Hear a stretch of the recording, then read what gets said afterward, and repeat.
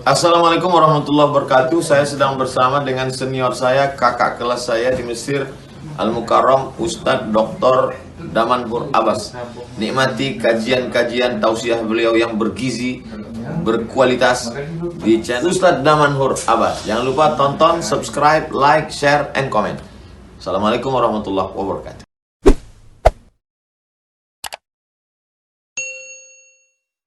Assalamualaikum warahmatullahi wabarakatuh. Alhamdulillah binikmatihi tatimmu shalihat wa bifadlihi tatanazzalu al-barakat. Asyhadu an la ilaha illallah lahu da'watul haqq hadisun 'alaiha wa ujaba tabshiri biha wal takum minkum ummati yad'una ila al-khair wa ya'muruna bil ma'ruf wa yanhauna 'anil munkar wa ulaika humul muflihun. Wa asyhadu anna Muhammadan 'abduhu wa rasuluhu ballagha risalah wa adda al-amanah ونصح الأمة وكشف الغمة حتى أتانا اليقين ليلها كنهارها لا يزيغ عنها إلا هالك. اللهم صل وسلم وبارك وأنعم على حبيبنا وشفيعنا وزخرنا ومولانا محمد وعلى أزواجه أمهات المؤمنين وذرياته وآل بيته وأصحابه أجمعين. رب اشرح لي صدري ويسر لي أمري واحلل عقدة من لساني يفقهوا قولي. أما بعد. Para asatiz yang saya muliakan, yang bunda yang saya cintai, dan Bapak Ibu jemaah salat subuh yang dirahmati Allah, marilah senantiasa kita panjatkan puji dan syukur kepada Allah yang telah memberikan nikmat iman dan nikmat umur panjang kepada kita, sehingga kita telah memasuki di bulan Rajab, mana bulan yang disebutkan ada keistimewaan 4 bulan. Di dalam Al-Quran Allah menyebutkan 4 bulan tersebut merupakan hal yang memang istimewa. Tidak seperti bulan-bulan yang lain, di mana Allah menjelaskan inna iddatash syuhur 'indallahi 12 syahran. Ada 12 jumlah bilangan bulan, dan bulan ini merupakan salah satu di antara bulan yang dimuliakan, bulan haram. Haram artinya adalah kemuliaan, maka kita sangat dianjurkan untuk meningkatkan amal-amal ibadah di bulan ini. Para salaf, orang-orang terdahulu, mereka menjadikan bulan ini adalah sebagai bulan untuk bercocok tanam untuk melakukan kebaikan-kebaikan, amal-amal soleh. Di bulan berikutnya, Sya'ban, itu adalah bulan untuk memupuki amal-amal soleh yang dicocok tanam tadi. Sedangkan Ramadan itu adalah bulan memetik buah. Sehingga kalau seandainya kita konsisten melakukan amal-amal soleh di bulan ini, dan insyaallah kita menjaganya, memupukinya di bulan Sya'ban, maka kita akan memetik buah indahnya Ramadan. Maka jangan heran kalau seandainya Ramadan kita itu tidak pernah berubah dari tahun ke tahun. Ya, cobalah perhatikan di masjid ini, mulai malam pertama penuh, malam kedua terus surut seperti ekor tikus. Makin ujung makin nggak ada orang. Kenapa? Karena kita tidak pernah mempersiapkan Ramadan seperti yang dianjurkan. Orang-orang terdahulu, ulama terdahulu, mereka menjadikan ini adalah bulan pemupuk, bulan untuk bercocok tanam, beramal saleh. Sehingga kemarin itu saya melihat ada beberapa ustadz yang menyebarkan video bahwasanya tidak ada amal-amal khusus di bulan ini. Betul, tidak ada. Tapi kalau kita tidak mau menggalakkan diri kita untuk mengamalkan mulai bulan ini, pajan long. Kapan lagi kita akan mau berbuat amal saleh? Jadi memahami syariat itu tidak boleh sempit. Selama dia di dalam frame syariat, maka itu dibenarkan untuk dilaksanakan. Maka saya mengajak diri dan para jemaah semuanya, kalau dulu mungkin agak berat sembahyang tahajud, mulai dari Rajab ini sudah bisa latihan terus. Agar apa? Agar nanti di Ramadan kita merasakan indahnya Ramadan. Karena kita akan memetik buah Ramadan kalau seandainya kita tanam sekarang dan kita pupuki nanti di bulan berikutnya, dan di bulan ketiga yaitu bulan Ramadan kita akan menikmati indahnya beribadah di bulan tersebut. Bapak Ibu jemaah yang dirahmati Allah, selawat dan salam bersama-sama kita panjatkan kepada junjungan kita Nabi besar Muhammad SAW, karena beliau adalah uswah dan qudwah kita. Semua yang dilakukan ini adalah berdasarkan apa yang dipraktekkan oleh baginda Rasulullah SAW. Maka kita tidak tahu bagaimana kalau seandainya Rasul itu tidak pernah diutus. Saya tidak akan pernah duduk di sini untuk membacakan ayat dan hadis. Inilah nikmatnya kita pada saat kita dilahirkan dalam keadaan Islam tanpa harus mencari Islam tersebut, dan kita diberikan petunjuk untuk hidup dengan Islam tersebut. Semoga jemaah yang berhadir pada subuh yang berbahagia ini merupakan di antara umat Nabi Muhammad SAW yang akan diberikan syafaat oleh baginda Rasulullah SAW dan akan disuguhkan air dari telaga Kautsar dari tangan mulia tersebut. Allahumma amin. Bapak Ibu jemaah yang dirahmati Allah, pada subuh yang berbahagia ini kita akan membahas tentang dosa besar yang ke-30, al-kabiratu thalathun, yaitu aklul maitatah, makan bangkai, waddam, darah, walahmul khinzir. Di dalam kitab Al-Kabair ini beliau al-musannif menjelaskan bahwasanya qala Allah Ta'ala a'udzubillahi minasyaitonir rajim bismillahirrahmanirrahim qul la ajidu fima uhiya ilayya muharraman 'ala ta'imin yat'amuhu illa an yakuna maytatan aw daman masfuhan aw lahma khinzirin fa innahu rijsun. Shadaqallahul 'azim. Allah berfirman dalam surat Al-Maidah, surat Al-An'am ayat 145 yang berbunyi qul la ajidu fima uhiya ilayya muharraman 'ala ta'am. Aku tidak menemukan apapun yang diharamkan oleh Allah terhadap makanan. Ini menunjukkan apa? Semua makanan itu sebenarnya dibenarkan, ya, illa ayyakuna maitata, kecuali makanan yang diharamkan itu adalah bangkai. Bangkai ini bukanlah kita pahami bangkai itu seperti kita ketemu sama ayam yang sudah mati. Bukan hanya sekedar itu kita memahami bangkai. Dan bangkai ini ada pengecualian. Bangkai semua binatang di laut itu boleh dimakan.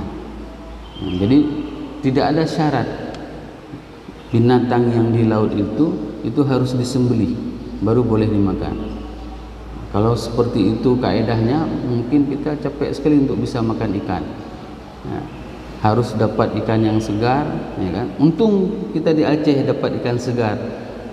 Hari ini misalnya nelayan tadi jam 4 sudah pergi ke laut, pulang sebentar lagi jam 6, jam 7 sudah masuk ke Pajak Impres. Tapi kalau di Jakarta untuk mendapatkan ikan itu susah sekali ikan segar. Kenapa? Ikan di Jakarta itu rata-rata matinya sudah 10 kali. Begitulah tidak segarnya ikan di luar.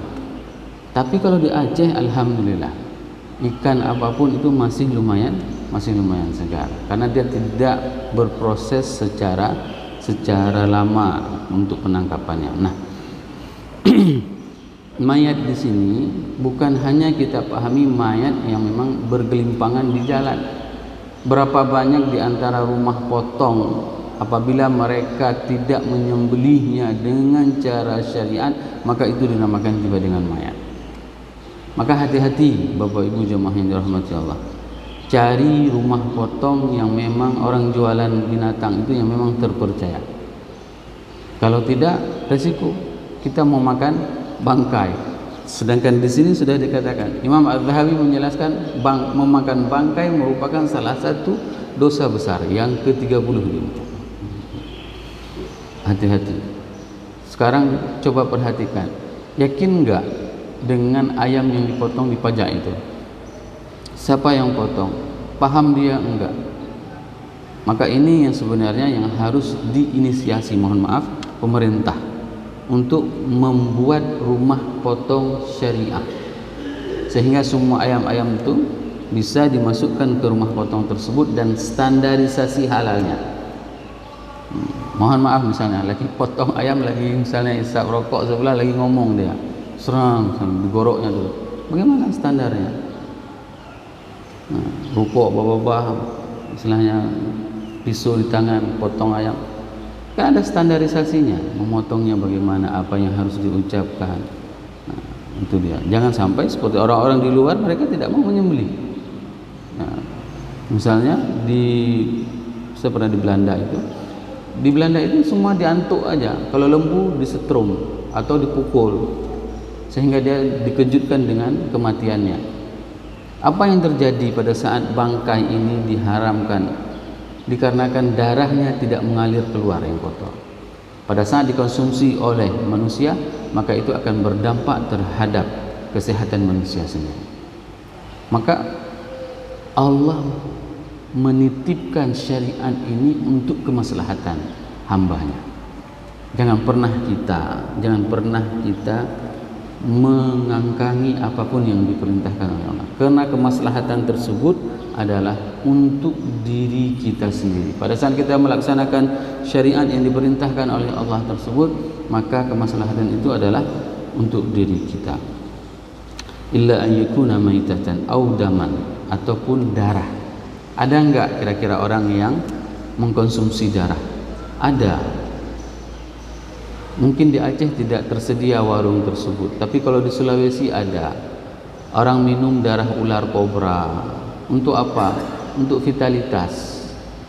Obat kuat katanya. Kalau saya yakin bapak-bapak semua di sini semuanya sudah kuat. Ya. Sehingga kalau kita cerita sedikit tentang nambah semangat semuanya.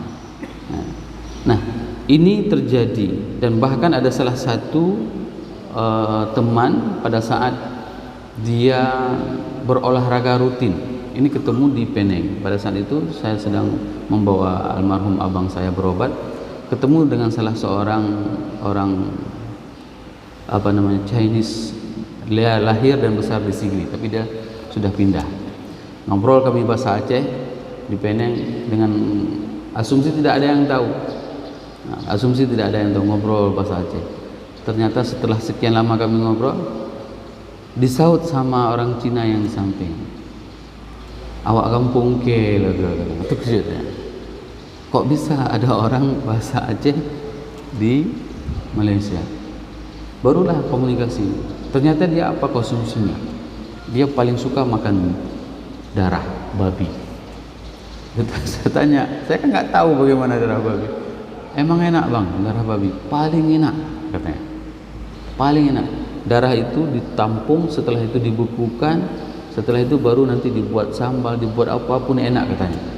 Nah saya itu katanya olahraga paling rutin, pagi sekali, sore sekali. Tapi saya nggak bisa tahan. Kalau udah makan darah babi, kalau udah makan lihat babi, itu paling suka dia. Tapi apa yang terjadi? Dia terkena jantung koroner, serangan jantung, dan lagi mandi di kamar mandi. Untung kata dia waktu itu kamar mandinya tidak dikunci. Jatuh dia akhirnya dibuka sama keluarganya, dibawa lari dengan pesawat pribadi dengan jet langsung ke Penang berobat di sana. Kesimpulannya apa? Seenak apapun, sehebat apapun kita olahraga, misalnya hari ini kita olahraga pagi, siang, sore, kalau kita tidak menjaga pola makan, selesai. Apalagi misalnya mohon maaf di Aceh paling panjang kan bulan Maulid kan, jadi ustadz undangan tiap hari ada. Kalau nggak tahan kita, selesai. Paling banyak juga nanti ustadz yang meninggalnya jantungan. Bukan jantungan karena nggak ada undangan Maulid ya, tapi karena kebanyakan menghadiri Maulid, tidak menjaga pola makan. Nah, darah itu memang diharamkan. Kenapa? Karena dia itu tidak baik untuk konsumsi manusia. Namun dia itu merupakan salah satu yang memang sensasi bagi orang-orang yang akan mengkonsumsinya. Dan yang ketiga, Bapak Ibu jamaah yang dirahmati Allah, itu adalah lahmu khinzir fa innahu rijsun, dan kesemuanya itu merupakan adalah dosa besar. Daging babi ini merupakan daging yang paling enak sedunia kata orang kafir. Tapi orang Islam ada daging yang paling enak sedunia, yaitu daging kambing. Hanya saja saya tidak tahu kenapa kambing sering disalahkan, dikambing hitamkan. Padahal kadang-kadang warnanya putih kambing itu, tapi bisa dihitamkan sama masyarakat. Tidak percaya? Ada orang begitu dengar daging kambing udah naik darah duluan, belum makan lagi. Begitulah dia dibuat asumsi di tengah-tengah masyarakat, jangan makan kambing, nanti naik kolesterol, naik darah, semua dibuat seperti itu. Alhamdulillah saya paling suka makan daging kambing. Kalau misalnya ada kenduri, undanglah saya. Dan saya sanggup makan 1 kilo. Kenapa? Karena saya tidak makan pakai nasi. Karena itu kuncinya. Kunci makan daging kambing pertama sekali itu adalah jangan pakai rempah-rempah. Kalau sudah dimasak dengan bumbu-bumbu, itulah yang membuat daging kambing itu berdampak. Kami di Arab pada saat misalnya melakukan ibadah haji itu sering dam bapak ibu jamaah yang kami potong itu kami bawa pulang, kami buat sate. Saya waktu itu sanggup makan 1 paha. 1 paha kambing itu sendiri makan. Kenapa? Karena dibakar. Dan dibakar untuk meredam, menetralisirnya itu adalah dengan memakan bawang. Bawang itu, bawang putih, kita makan langsung seperti itu bisa langsung menetralisir dalam tubuh kita. Awal-awalnya memang tidak sanggup untuk memakan seperti itu, tapi karena sudah terbiasa, kalau lagi awak Arab ya sudah terbiasa. Dan ini yang membuat saya heran, kenapa ya di Aceh orang makan daging kambing itu dagingnya sedikit, nasinya banyak-banyak. Kalau di Arab dagingnya banyak-banyak, nasinya tidak ada, karena mereka makannya pakai roti. Rotinya roti gandum. Nah, ini pengganti bagi daging babi adalah daging kambing. Jadi jangan pernah khawatir pada saat ada orang mengatakan bahwasanya daging babi itu paling enak. Allah menciptakan juga binatang yang lain yang dagingnya itu jauh lebih enak daripada babi. Nah, kenapa babi ini diharamkan? Kalau kita melihat dari struktur binatangnya, binatang itu adalah binatang yang paling kotor. Binatang paling kotor babi. Saking kotornya babi, dia itu tabiatnya, babi itu senang apabila melihat pasangannya itu disetubuhi oleh binatang yang lain. Coba bayangkan. Dan ini adalah tabiat orang-orang yang makan babi, tabiatnya juga seperti babi. Ya, di Eropa mereka kalau sudah kumpul, misalnya kumpul kebo, istrinya dipakai sama orang lain. Kenapa? Karena dia juga makan babi, maka tertular tabiat babi terhadap kehidupan dia. Babi itu senang apabila pasangannya itu disetubuhi oleh babi yang lain, dan itu dilihatin. Beda sama binatang onta. Onta paling marah kalau seandainya kita ngintip dia berhubungan badan, dikejar. Kalau misalnya pas kita melihat onta lagi mau berhubungan badan, kita keten, ketahuan, itu kita dikejar sama onta tersebut, diinjak-injak sama onta. Beda sama babi. Babi galak ikalan, menyeperumoh dekat di yang lain. Begitulah tabiat kekotoran babi. Kalau seandainya pun kita memasaknya, bisa mensterilkannya, tidak akan pernah steril. Babi itu tidak akan pernah steril dari berbagai macam penyakit. Nah, hal yang paling menarik pada saat di Belanda, populasi babi itu jauh lebih banyak daripada penduduknya. Coba bayangkan Belanda. Jumlah penduduk Belanda itu sedikit jika dibandingkan dengan jumlah populasi babi. Dan ilmuwan di Belanda berhasil menciptakan produk dari babi 120 produk.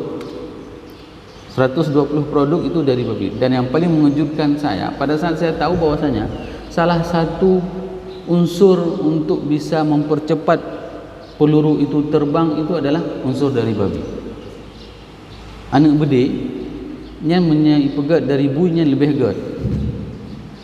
Makanya babi itu terkenal kesuksesannya. Sukses apa? Kalau seandainya babi itu punya anak 10, semuanya jadi anak babi. Nggak ada yang berubah menjadi anak monyet. Beda sama kita. Kalau kita ada anak 10, belum tentu semua jadi anak manusia. Nyo mendum juga anak bui, hantong juga anak manusia. Itu kesuksesan babi. Dalam produk-produk pun, maka hati-hati pada saat kita keluar negeri. Bahkan di Indonesia ada beberapa produk itu, di antaranya saya sebutkan saja. Dan sebenarnya obatnya itu adalah obat yang bisa menghilangkan memar. Tahu nama obatnya? Ini bukan apa namanya iklan nggak baik ya. Trombopop. Trombopop itu jelas dia pakai enzim babi. Mulai hari ini jangan pakai lagi. Yang berarti ini tilek bui tapi Pak Badan. Nah, trombopop itu coba perhatikan babi. Babi itu kalau misalnya lagi ada lari, dipukul sama pemburunya. Kan lembam. Setelah itu hilang lagi dia. Cepat hilangnya. Dan itulah enzim yang diambil oleh para ilmuwan untuk dijadikan sebagai obat-obatan. Sehingga apa? Lemaknya bisa dibuat untuk sabun, bulunya bisa dibuat untuk sikat gigi. Semua bulu dia untuk buat apa namanya, orang perempuan kan sering pakai untuk pelentik apa namanya bulu mata. Itu hati-hati, lihat kodenya. Kalau seandainya ada unsur babi, maka jangan pernah lagi membelinya. Nah, ada sebagian orang-orang kafir yang mengatakan babi itu kan diharamkan, tapi dia kan karena misalnya kotor. Nah, coba lihat sekarang, pupuk itu kan juga kotor, tapi bisa menghasilkan buah. Nah, itu logika yang mereka bangun. Saya menjawab seperti ini.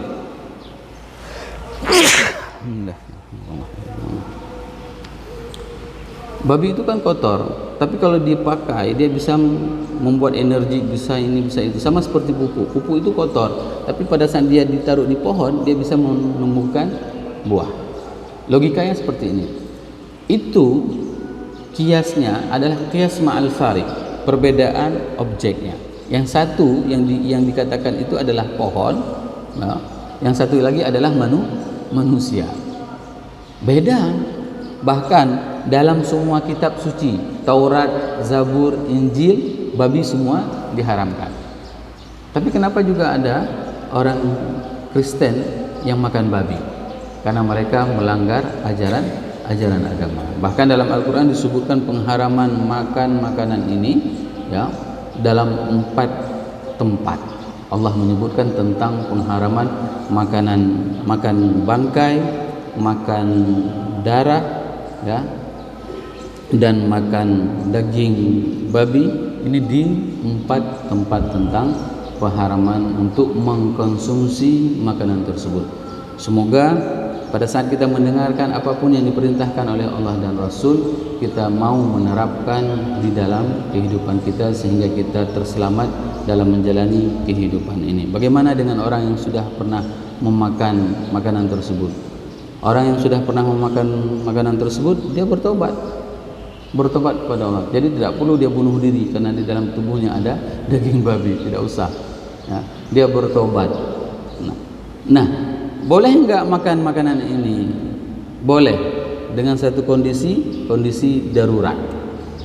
Bayangkan, makanan yang diharamkan seperti ini masih boleh dikonsumsi dalam keadaan darurat. Katakanlah misalnya kita sesat di tengah hutan, tidak ada makanan. Itu contoh yang klasik, Ustaz. Ya, contoh makanan yang klasik. Nah, kalau seandainya kita pergi ke sebuah daerah tersebut tidak ada makanan halal. Contoh misalnya, ini saya ingin menyampaikan pengalaman pribadi saya. Pada saat saya pergi dari Virginia ke Baltimore, itu di perjalanan bus itu berhenti. Saya melihat di restoran itu tidak ada satupun makanan yang halal. Maka saya menahan diri untuk tidak mengkonsumsi. Nah, pada durasi berikutnya berhenti lagi. Saya melihat tidak ada juga makanan yang halal. Maka saya memilih makanan yang halal, tapi saya ragu dengan kualinya. Ya, kualinya itu kan pasti campur. Nah, maka saya memilih. Kalau saya tidak makan, apakah saya akan mati atau hidup? Kalau masih hidup, maka tidak boleh makan. Tapi kalau seandainya nyomnya hendak lumpur nyom bisa meninggal, boleh makan dengan syarat hanya untuk mengganjal perut, menyelamatkan kehidupan. Hal yang sama pada saat katakanlah misalnya tersesat di dalam hutan dan tidak ada makanan yang lain, yang ada cuma babi 1 ekor. Jangan dimakan 1 ekor. Makan aja satu tumpuk yang bisa untuk menyelamatkan kehidupan kita. Karena menyelamatkan nyawa lebih utama daripada melanggar hal yang diharamkan. Nah, ini menjadi pelajaran penting pada saat kita keluar negeri. Maka biasakanlah bagi kita untuk membawa makanan dari kita. Kita banyak sekali makanan-makanan yang bisa tahan lama, seperti kemamah, ya, seperti dendeng, si rebus. Bawa aja makanan-makanan seperti itu. Mana tahu nanti misalnya pergi kita ke luar negeri, kita sudah ada stok makanan. Berbeda dengan beberapa negara di Eropa seperti Inggris, khususnya di London, itu paling banyak kita dapatkan makanan-makanan restoran-restoran yang halal. Kalau di London banyak sekali, bahkan kalau seandainya kita bilang kita pelajar muslim, itu dikasih diskon. Saya, karena restoran itu di samping masjid itu di samping restoran, setiap salat maghrib sama isya kan saya ke masjid, bukan untuk cari gratis makan, memang untuk sembahyang. Pergi sembahyang maghrib, habis itu isya, baru saya keluar makan di restoran sebelah. Ditanyain, ngapain kamu di sini? Saya bilang saya pelajar. Nah, sewaktu itu satu porsi makan, satu piring itu di Inggris itu sekitar 20 pound sterling, 25 pound sterling kalau kita pakai teh. Sekitar merturbe 3 baju. Makanya payah ada bagu nih gini, nanti 500.000 sekali makan. Apa yang terjadi? Begitu dia tahu kita muslim, kita belajar, untuk kamu 10 pound saja katanya. Sudah diskon. Itu hikmahnya kita bersaudara sesama muslim. Maka jangan pernah berhenti untuk terus mendekatkan diri kepada Allah, karena yang lain semua akan dekat kepada kita. Subhanakallahumma wa bihamdik, asyhadu an la ilaha illa anta, astaghfiruka wa atubu ilaik. Assalamualaikum warahmatullahi wabarakatuh.